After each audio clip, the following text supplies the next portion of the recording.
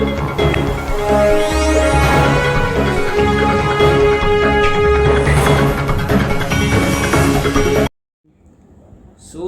गंवार ढोल पशुनारी सकल ताड़ना के अधिकारी। ये एक विवादित सपा बयान के था। नेता अनर्गल अलोकतांत्रिक संसदीय शब्दों का उपयोग कर समाज को बांटने का काम कर रहे हैं। मानस का अगर आधार ले लें तो इसका ताड़न शब्द का अर्थ देखना है और शिक्षा प्रद है, लेकिन इन्होंने अर्थ का अनर्थ करके और समाज को बांटने का काम किया है। ऐसे समाज द्रोही विकृत मानसिकता के लोगों को पागल खाने में भर्ती करने की ज़रूरत है। ऐसे लोगों को इलाज की ज़रूरत है, क्योंकि रामचरितमानस का आधार है सब नर करहि परस्पर प्रीति चलहि स्वधर्म निरत श्रुत नीति। मानस का था कि आपस में सामंजस्य हो, स्थापन्य हो, और जहाँ तक कि राम पर आरोप लगा रहे हैं, तुलसी पर आरोप लगा रहे हैं, तो राम ने सबसे पहले समाज का छूत निषाद को गले लगाया।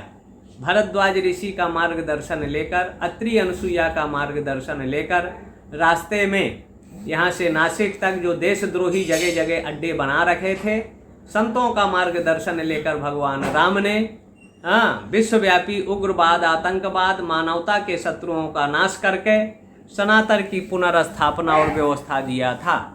लेकिन आज जो चपरासी की योग्यता नहीं रखते हैं, बिहार के मंत्री का भी ऐसे अनर्गल बयान आया, यूपी के नेता का बयान आया और दिल्ली के भी नेता का बयान आया।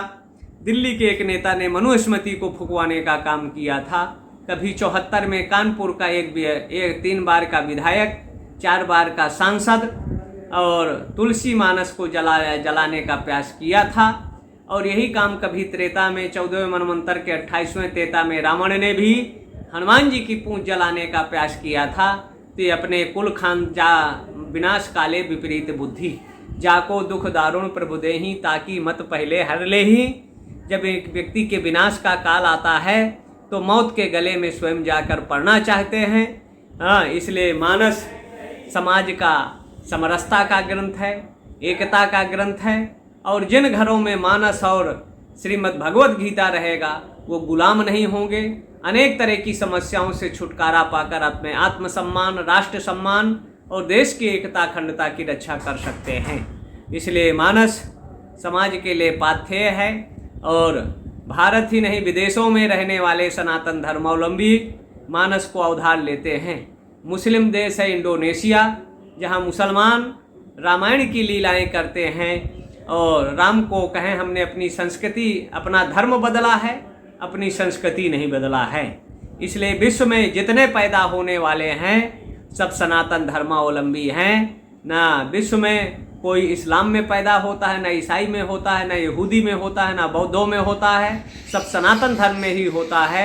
और संस्कारों के द्वारा अपने को इस्लाम, बौद्ध आदि, जैन, ईसाई, पारसी आदि अपने को घोषित करते हैं।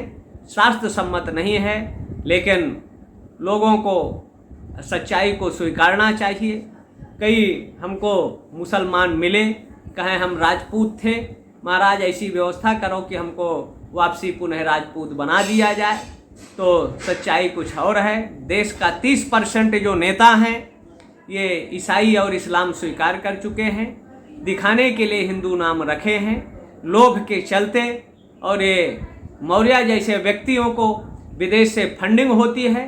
स्पष्ट दल की उत्तर प्रदेश में सरकार, सेंट्रल की सरकार, लेकिन 14 के पहले 2092 के बाद कहीं 22 दल, कहीं 24 दल, कहीं 18 दल, कहीं 28 दलों की सरकार थी। लेकिन आज राष्ट्र में जब एकत्व आता है, एक दल की सरकारें होती हैं, तो जो विधर्मी हैं, देश में अराजकता पैदा करना चाहते हैं और देश में अमन चैन को समाप्त करना चाहते हैं, ऐसे लोगों का राष्ट्रद्रोह के तहत इन पर, नेताओं पर ऐसे मुकदमा होना चाहिए। 3rd डिग्री का प्रयोग करते हुए ऐसे लोगों को जेल में डालना चाहिए, जिससे प्रदेश में, देश में अमन चैन शांति सद्भाव बना रहे।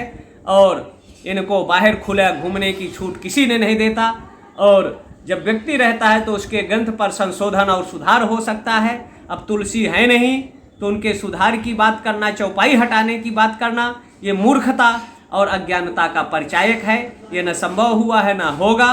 भगवान इनको सद्बुद्धि दे, और सद्बुद्धि अगर इनको नहीं आती तो इनको पकड़कर आईपीसी के धाराओं के तहत जेल में डालना चाहिए, 3rd डिग्री का प्रयोग करना चाहिए, जिससे प्रदेश में अमन, चैन, शांति, सद्भाव बना रहे।